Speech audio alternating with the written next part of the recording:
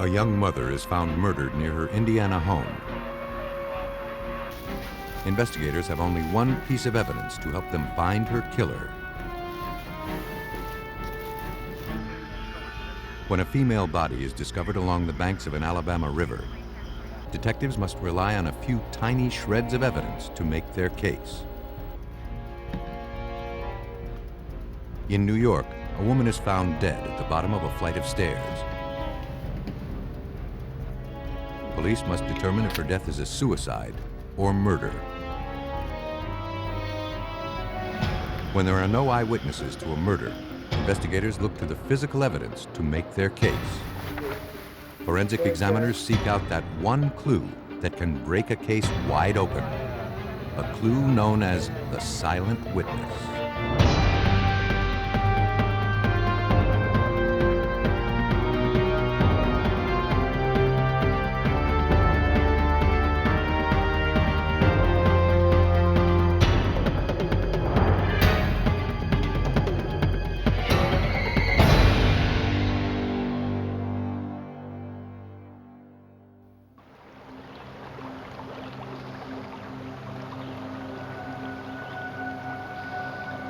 Named for the river flowing through its center, Elkhart, Indiana epitomizes the ideal of small-town America.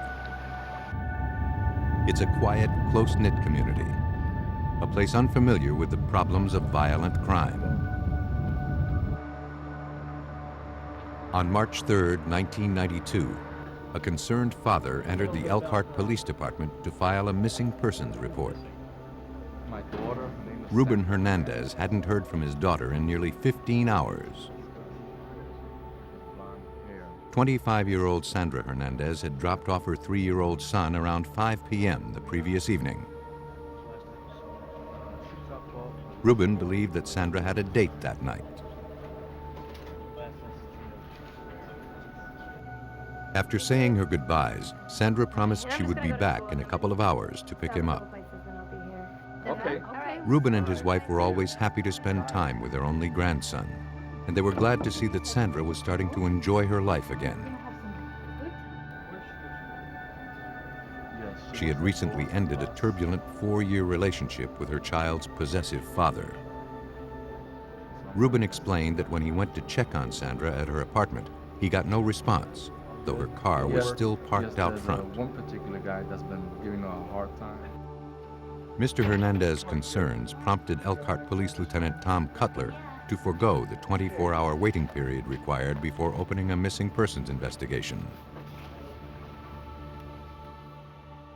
He's a fellow who was very concerned about not only his grandchild who he was taking care of, but also his missing daughter, and he knew that she wouldn't take off and leave the child without touching base with him. After distributing Sandra's description to area law enforcement agencies, police quickly contacted her ex-boyfriend. Did you guys argue? Sean Parks strongly denied any knowledge of Sandra's disappearance. Stuff about the kid, you know. Why did you bring up something really like when I worked? But he admitted that his 4-year relationship with her had been rocky. You didn't even appreciate it. He said that recently, he and Sandra had been arguing frequently, and sometimes violently. Mostly, they fought over custody of their son. Sandra vowed she would never give up her child. What did you guys talk But about? despite the tensions, Parks insisted he would never hurt Sandra or their son. Confrontation with Sandra. What were you doing Sunday night? On the night Sandra disappeared, he claimed he was at work. Friends. Okay, with some friends. Okay. Though Did you Parks guys was argue cooperative, frequently? investigators know from experience that custody battles can sometimes end in murder. Good job. We checked with work, and he was there all night and didn't leave the premise. So we had no reason to believe that he had interacted with Sandra Hernandez on that night. With the only obvious suspect eliminated, investigators had to consider that Sandra might have left town on her own volition. And though that seemed unlikely, they had to be certain. They went to her residence to search for answers. What they found only supported their suspicions that the young mother had met with foul play. None of Sandra's clothes seemed to be missing, and her luggage was still neatly stored in her closet. Hey, Jim. In the kitchen, detectives found a container filled with $230 in cash. Driver's license. Sandra's driver's license was also in the tin, with several other personal papers. Police saw no evidence to suggest that she had simply packed up and left town. I don't think she was going anywhere. Her neighbors later stated that they had not seen or heard Sandra at her apartment since she left to drop off her son the night she disappeared. With each passing hour, investigators realized that the chances of finding Sandra unharmed grew slimmer. They needed to determine if Sandra had in fact been on a date the night she disappeared, and if so, with whom.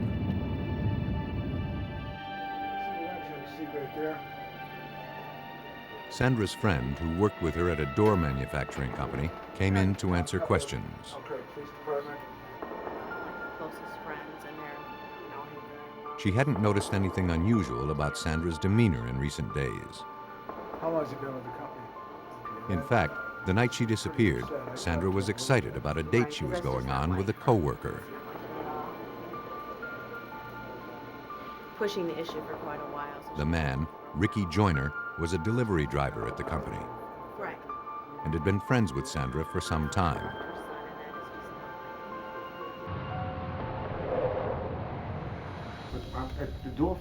When contacted by police, Joyner volunteered to come answer questions.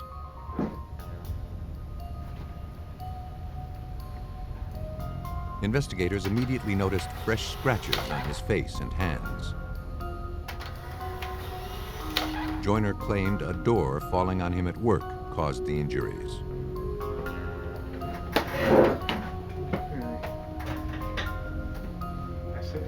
He admitted that he had been out with Sandra the night she disappeared, but only as friends. He said he picked her up at 6 p.m. They had dinner and then went to a movie that lasted about 2 hours. Are you right to drive? Do I lie? He dropped her off around 9:30. Serious? Sandra was in a hurry to pick up her son. I'm serious. He watched her get into her car and leave.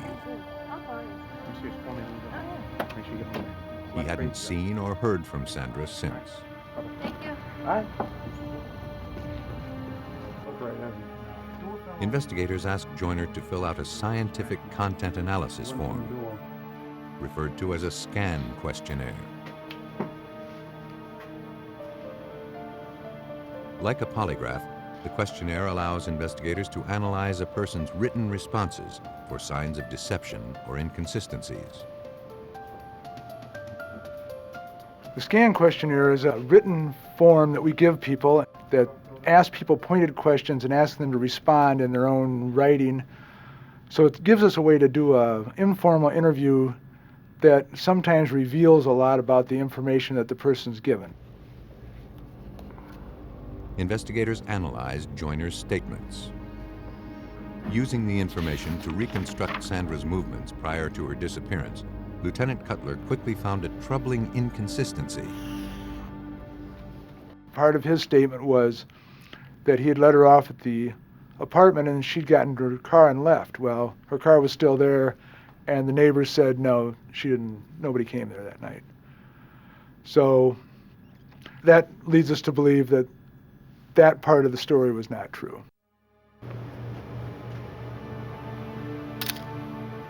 Though police had no motive and no direct evidence that a crime had been committed, they obtained a warrant to search Joyner's residence. But the search turned up nothing.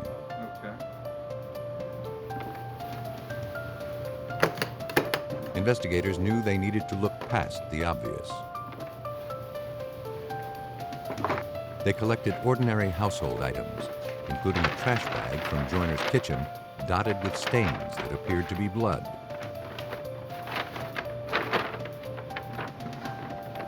Tests later showed, however, that the substance was not of human origin.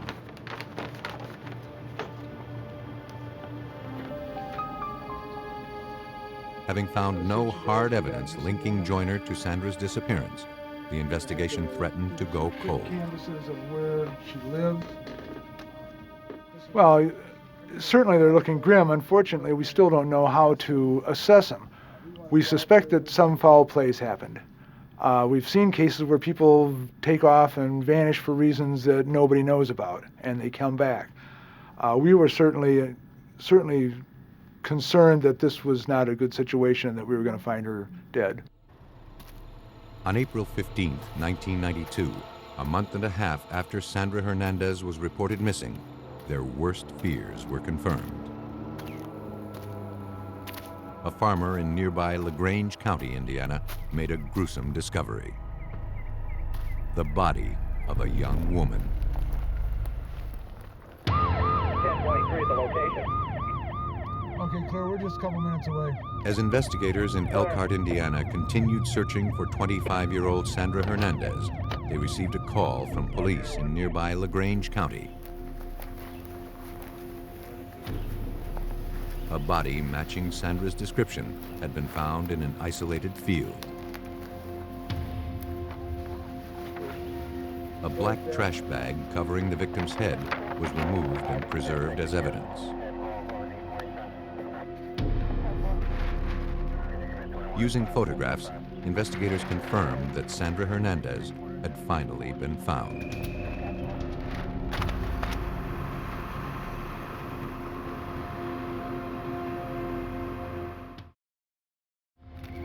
Police began scouring the scene for any useful evidence, but nothing that could help them identify a suspect was found. After an exhaustive search of the area, it appeared that Sandra's killer had been careful not to leave any trace of evidence behind.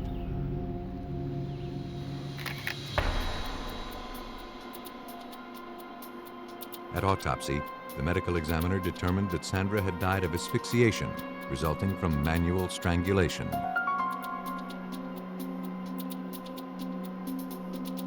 An analysis of the victim's stomach contents indicated that she had been murdered within an hour after eating.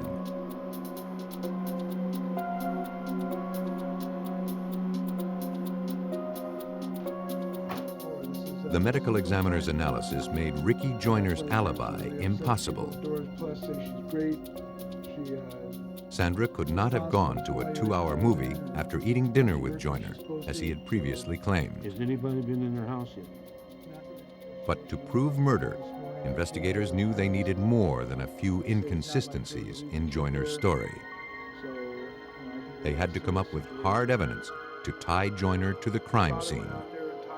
But all they had was the trash bag recovered from Joyner's apartment. The trash bag turns out to have the most significance of anything that's taken. The trash bag that's found on the corpse, when the state police tech decide to look at the evidence, send it to the lab, they talk to our techs, and they decide, hey, we've got this bag from Joyner, the suspect's apartment. Let's send it to the lab with the bag we found on the corpse, just to have them look at it. The bags were sent to forensic examiner John Vanderkolk at the Indiana State Police Crime Lab. Though it seemed like a long shot, Vanderkolk was asked to determine if the bag recovered from the victim and the bag seized from Joyner's apartment could have come from the same piece of plastic. To begin his analysis, Vanderkolk began by looking for repeatable class characteristics. The repeatable class characteristics would be the cutting tool that would use to cut the bags apart, the size and shape of the bag, the general color of the bag, the dimensions of the bag, and any feature of the bag that can be repeated by the manufacturing process. By shining a light through the evidence, Vanderkolk determined that random color variations, microscopic impurities, and stretch marks were consistent between the bags. He continued his analysis by comparing the bags end to end. Vanderkolk found that the unique tool marks made as the bags were separated during manufacturing corresponded between the top of one of the bags and the bottom of the other. He was certain that the two bags had originated from the same piece of plastic, and in fact, they had come from the same roll. I was convinced by the random pigment variation that carried over from one bag to the other, and also the random impurities and the stretch marks generated off the impurities that carried over from one bag to the other directly across the cut separation. The randomness definitely carried over throughout the circumference of the bottom of the bag from Sandra Hernandez's head and the top of the bag that Elkhart Police Department had recovered from Ricky Joyner's house.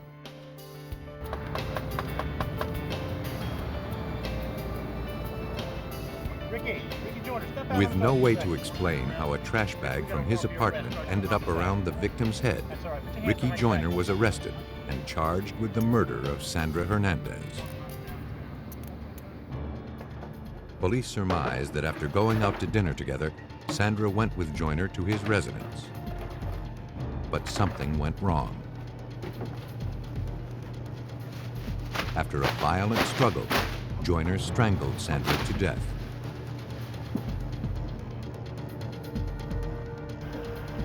Police theorized that before putting her body into his car, he covered Sandra's head with a trash bag to keep traces of blood from being left behind.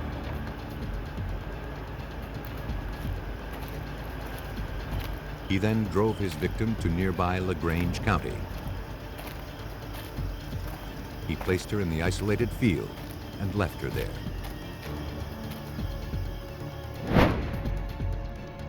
After extensive legal proceedings, a jury found Ricky Joyner guilty of the murder of Sandra Hernandez.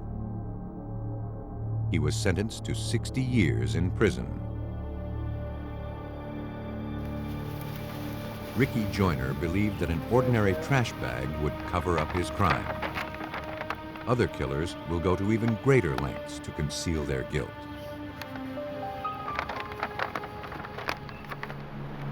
Nestled in the Tennessee River Valley, the city of Decatur, Alabama clings to a rich and colorful past. Its laid-back southern charm and its reputation as a fishing haven attract thousands of sportsmen each year. But in 1988, the river attracted a different kind of visitor. On July 5th, a fisherman called Decatur police after stumbling upon a body dressed in a nightgown and a blue pajama top near the shoreline. Police could determine that the body was female, but little else. The victim had been decapitated.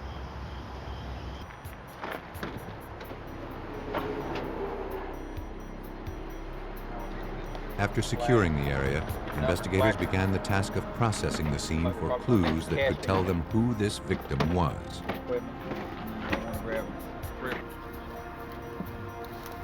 They knew that because she had been decapitated, her identity would be the key to exposing this killer.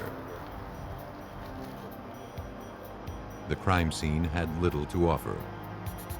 Blood-spattered rocks on the path and drag marks in the overgrowth led detectives to conclude that the victim had been killed elsewhere and then brought to the river.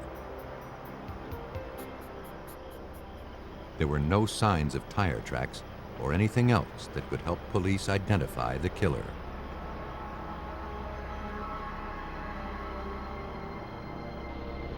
With only the victim's fingerprints to work with, Sergeant John Boyd of the Decatur Police Department began trying to put a name to the Jane Doe. And from those fingerprints, we tried a number of agencies to see if we could make an identification. We tried through here, we tried through Huntsville, and we couldn't get anything. To expand the search, the prints were cataloged and then forwarded to the FBI, whose national fingerprint database might yield better results.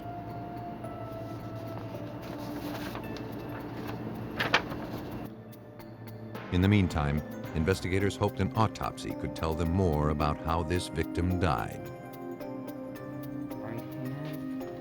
Determining the exact cause of death would be difficult. But the medical examiner did find a few faint ligature marks below where the head had been severed, indicating that the victim had been strangled before being decapitated with a dull cutting tool.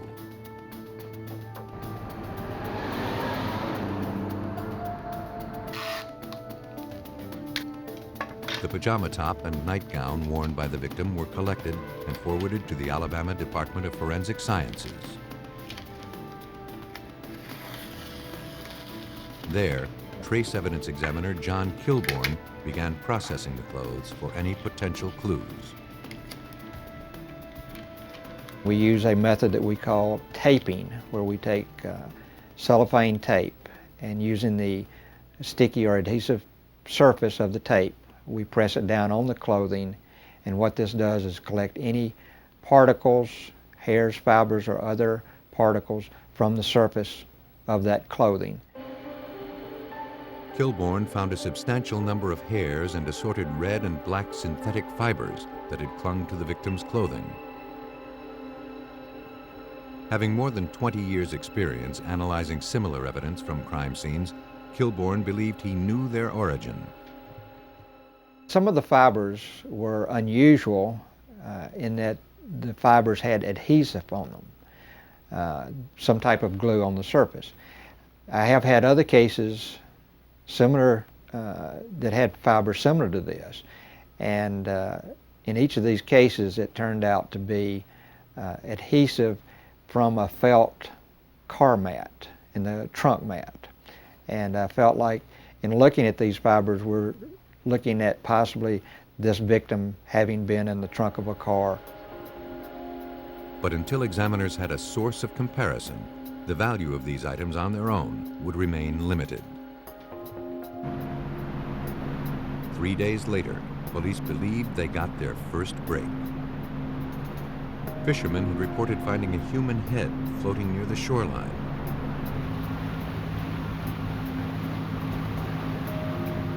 The area was less than a mile from where Jane Doe's body had been discovered.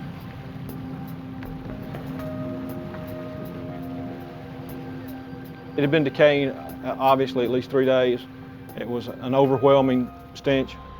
The head was in a severe state of decomposition. We had extreme difficulty in even picking it up to get it inside the boat. We finally had to get enough plastic bags and bag it up and put it on ice, and put it in a styrofoam cooler and put it on ice and carried it down to the forensic lab. But prolonged exposure to the elements made it impossible for examiners to find any identifiable features. Frustrated by the lack of progress, police realized that until they could find a way to identify the decapitated woman, this case would likely remain unsolved.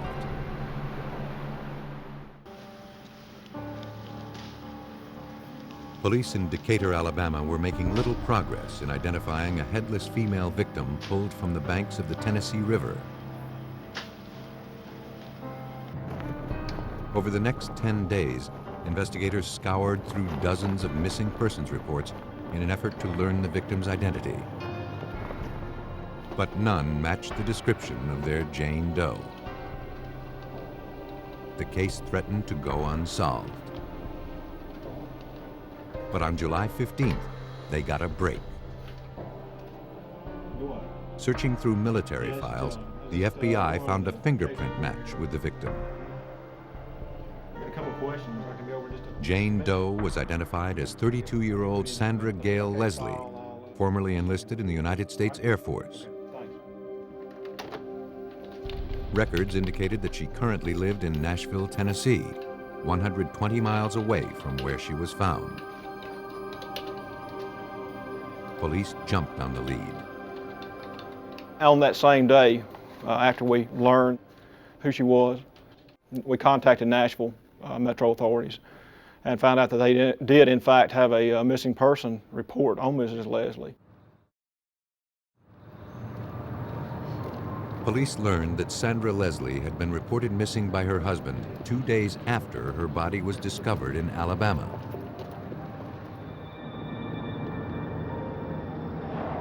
Decatur police traveled to Tennessee and teamed up with Nashville authorities.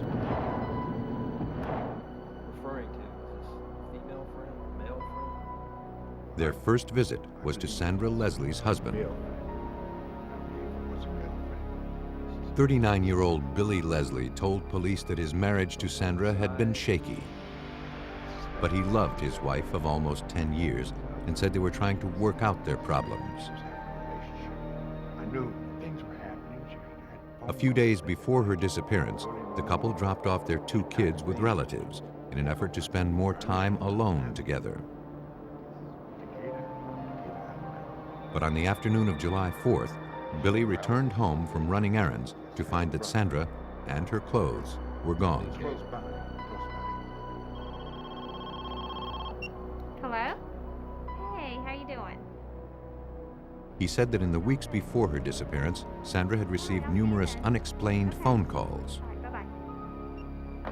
Afterward, she would often leave the house with no explanation, leaving Billy to take care of the kids. He was convinced she was having an affair, though he didn't know with whom. As a matter of routine, police asked if they could look around. Billy gave his consent.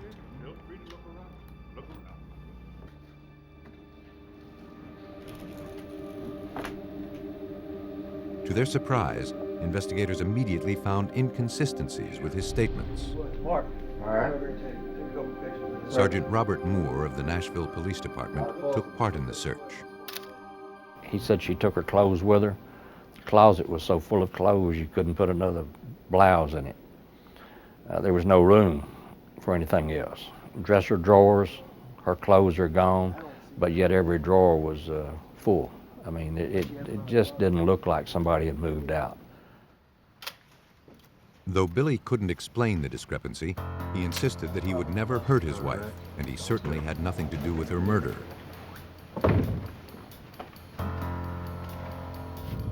He agreed to let forensic technicians process his living room. Luminol was applied to the floor. But investigators found no traces of blood or any other signs of violence. But there were indications that the residence had been thoroughly cleaned recently. I think we bring the house light Despite on. the lack of evidence, investigators suspected that Billy Leslie was hiding something.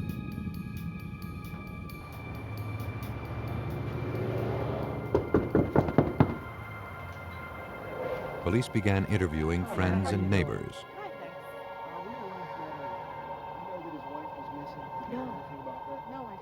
One neighbor claimed that Billy and Sandra fought often. Just a few days before Sandra disappeared, she heard what she described as a knockdown, drag-out fight coming from outside her window. When she looked outside, she saw Billy screaming at Sandra. As the fight escalated, Billy became physically abusive toward his wife. The neighbor didn't recall seeing Sandra after that night. She just assumed Sandra had finally decided to leave Billy.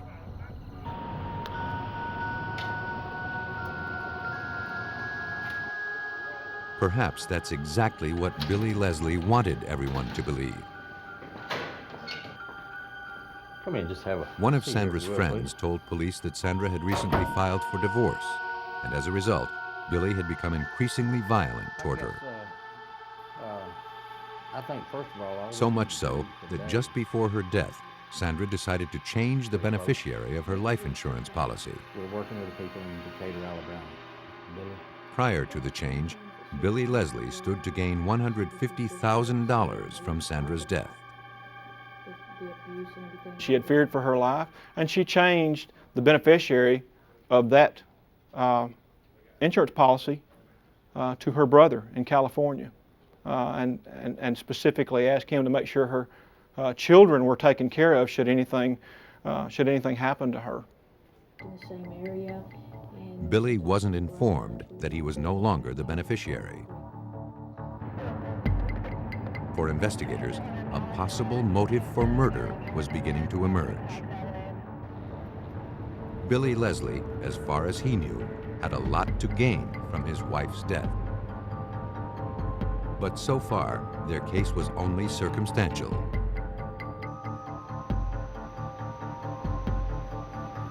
Later that evening, police obtained a warrant to search Billy's car, possibly used to transport Sandra's body to Alabama.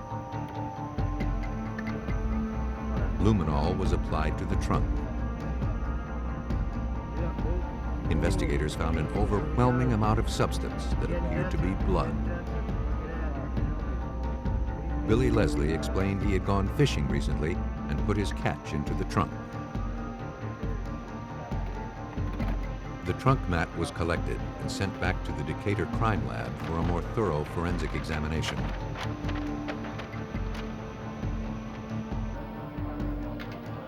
While waiting for the test results, investigators continued to build their case. Hoping to find witnesses that could put Billy near the crime scene, police released details of the murder to the media in Alabama. A few days later, the tactic paid off. A Decatur resident remembered having a conversation with a man at a convenience store a few hours before Sandra's body was discovered. He had asked where to find a good fishing spot. The woman directed him to an area half a mile away. It was the same location where the victim was found. What time of day? She was shown a photo lineup. Well, I was in the convenience store at 3 in the morning on Saturday. She had no idea who the suspect on the photo lineup was, but she was able to immediately point to Billy Leslie and say, "This is the guy.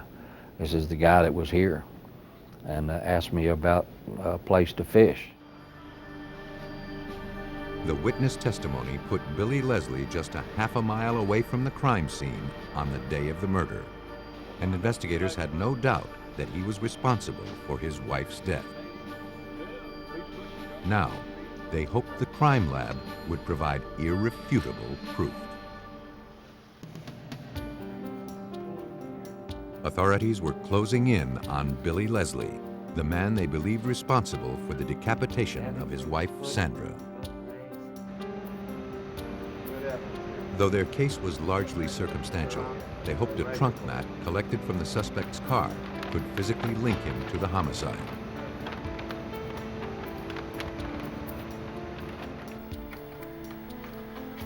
After serological tests determined that the blood found on the trunk mat was not fish blood, as Billy Leslie claimed, Alabama Department of Forensic Sciences trace analyst John Kilborn began analyzing dozens of hairs and fibers recovered from the mat. Using a comparison microscope, he began looking for common characteristics between samples from the trunk mat and those recovered from the clothes Sandra Leslie had been wearing. The color, texture, and cross-sectional shape of the fibers matched. We found a number of fibers from the victim's clothing that were consistent to the some of the known fibers from the trunk mat, as well as some foreign fibers that were in the trunk mat. So we were able to show a link between the fibers and the hairs out of the vehicle to the victim herself. Sandra Leslie's body had been in the trunk of that car. And the only other person known to have driven the vehicle was her husband, Billy. Billy Leslie was arrested and charged with the murder of his wife, Sandra.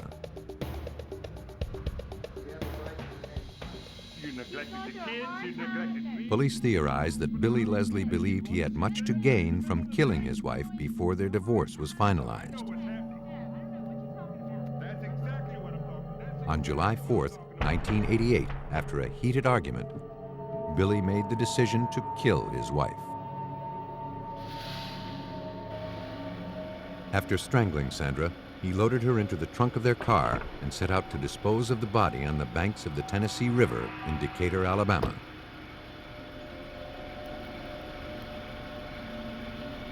Not realizing that her fingerprints were on file with the military, Billy believed that separating the head from the body would make identification impossible.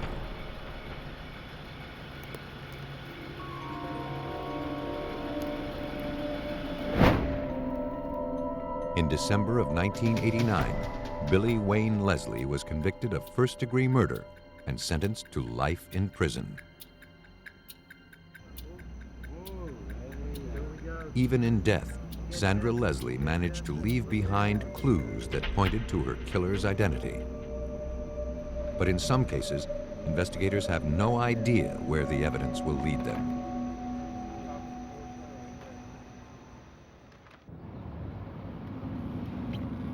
The quiet, middle-class neighborhood of Lake Grove, New York, is a haven of suburban life. The community's illusion of serenity, however, was unable to provide protection from tragedy.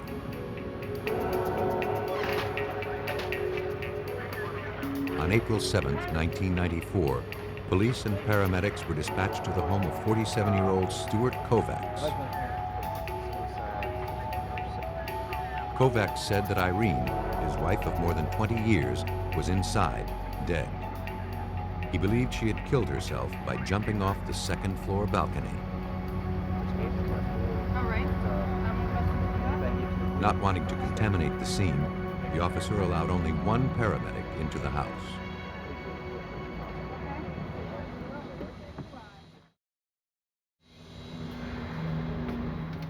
Inside, 45-year-old Irene Covac's lifeless body was lying on the floor, covered with a towel.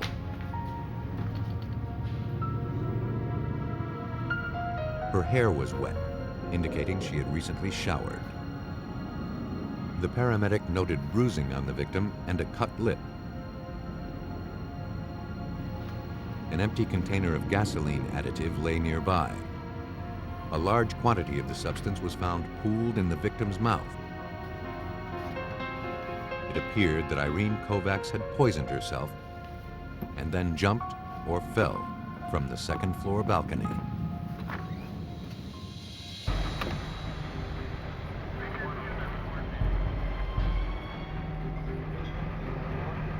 Stuart Covax said that while working in the garage, he cut himself on a power tool.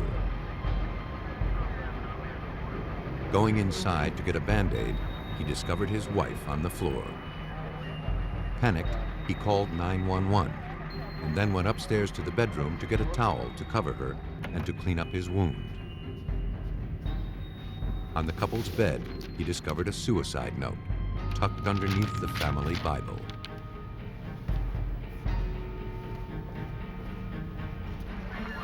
As a matter of routine protocol, homicide investigators were dispatched to the scene.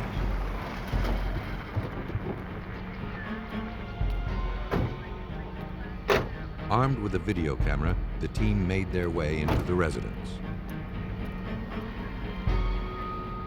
Almost immediately, they were struck by the victim's appearance. Lieutenant John Girash of the Suffolk County Police Department explains. It's somewhat unusual that a woman would want herself to be discovered not dressed. In and of itself, that is not proof of anything other than suicide, but it is one of the circumstances that we take into account as we investigate. After removing the body, police continued examining the scene. On the second-floor landing, they found a piece of recently dented sheetrock on the wall about ankle height, as though it had recently been kicked in anger, or perhaps a struggle. Unsure of its significance, the area, along with the rest of the scene, was thoroughly photographed. A short while later, after learning of his mother's death, the Kovacs' 19-year-old son came in to speak with detectives. He said that the situation at home had grown tense in recent months. It was just, he had probable cause to think so, he found it. His parents' divorce was due to be finalized soon, and his dad had become increasingly abusive, often exploding into a rage over nothing. In one recent incident, Stuart Covax returned home early from work and confronted Irene with a note he had found that had been sent to her by a business associate. Though Irene denied any wrongdoing, Stuart accused her of having an affair and began threatening her with violence. Suffolk County Homicide Detective Robert Doyle. The Kovac children indicated to us that there was a very, very poor relationship at home, that apparently Irene Covax was in tremendous fear of Stu Covax, He abused her mentally, probably more so than physically. It was a real hellish situation to be children in that particular home. The son added that on the night before his mother's death, she had seemed normal and happy, not at all depressed or suicidal. For investigators, the routine suicide investigation had raised more questions than answers. Irene Covax just didn't seem a likely candidate for suicide. Now, police realized that the circumstances surrounding this tragedy demanded a closer look.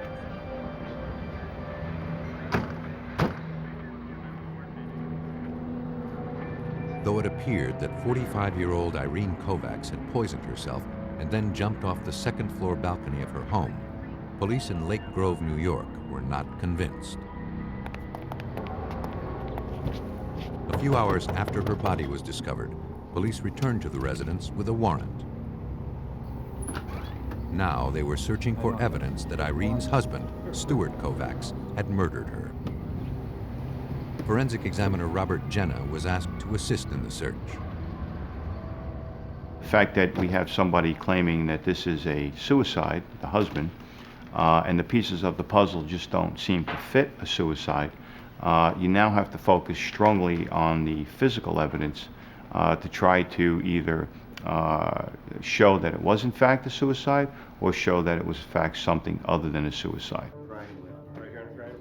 To disprove the suicide story, police searched for evidence of a violent struggle.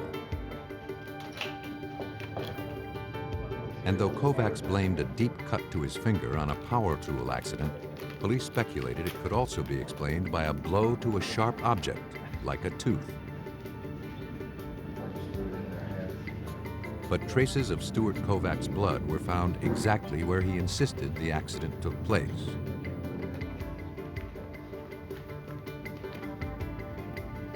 The search continued inside the home.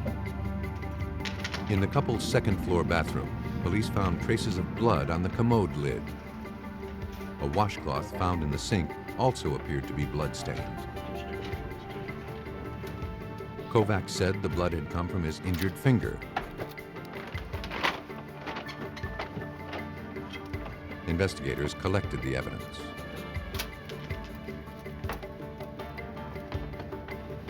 In the bedroom, an officer recovered the suicide note found earlier by Stuart Covax. Even though the writing was identified as Irene's, a close inspection of the language caught investigators' attention. What he purported to be a suicide note was in fact some writings of Irene Covax that really had nothing to do with suicide at all. She was talking about her life, she was talking about various things that she was going through personally in her life. At no point did that particular note indicate or suggest that she was going to commit suicide. Unsure what to make of the evidence, police hoped Irene herself could give them answers. The medical examiner determined the cause of death was blunt force trauma to Irene's head and chest. But he could not rule out that the injuries occurred as a result of the fall from the second floor.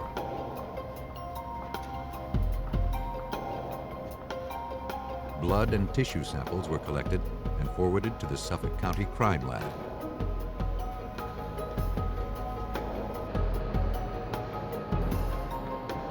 There, toxicologists began analyzing the samples for the presence of the alcohol methanol, the main compound used in gasoline additives like the one Irene allegedly swallowed.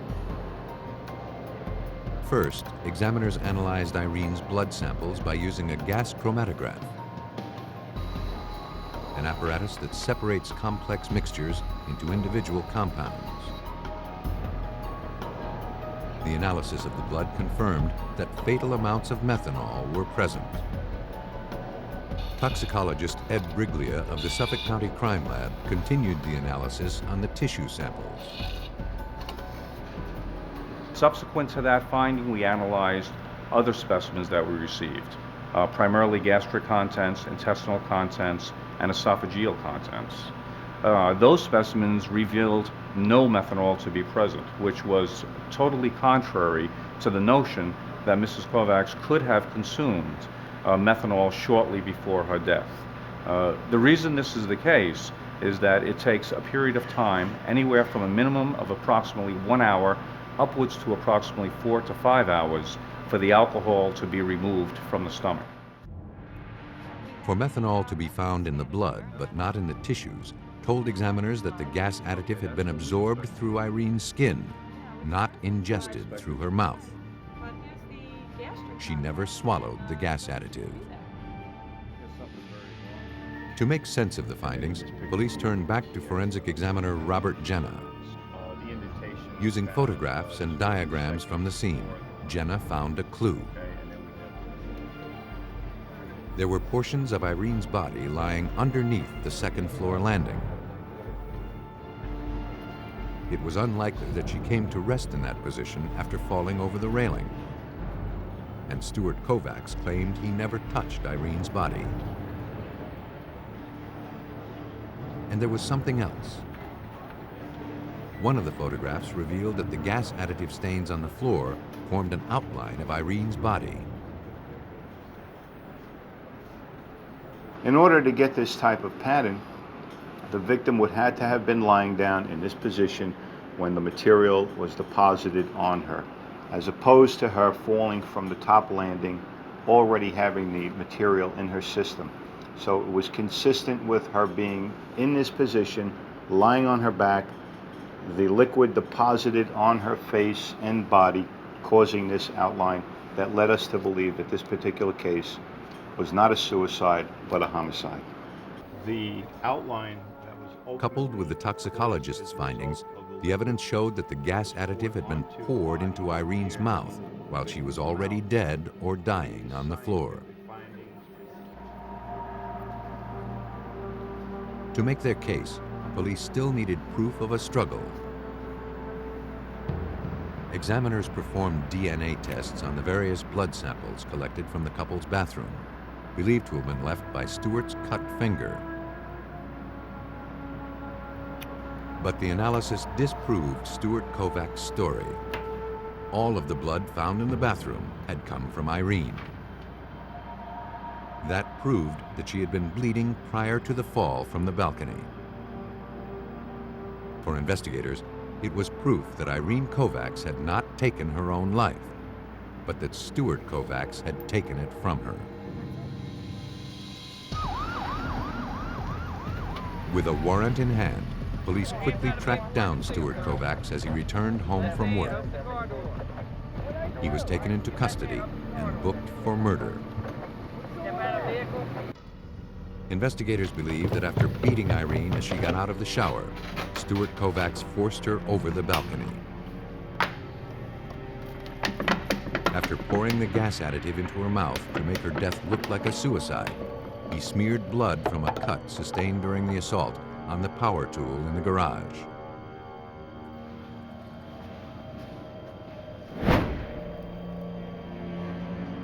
On December 17, 1996, Stuart Covax was found guilty of second-degree murder.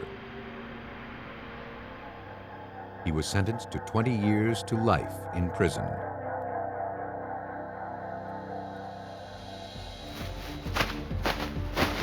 Some killers will stop at nothing to conceal their crimes.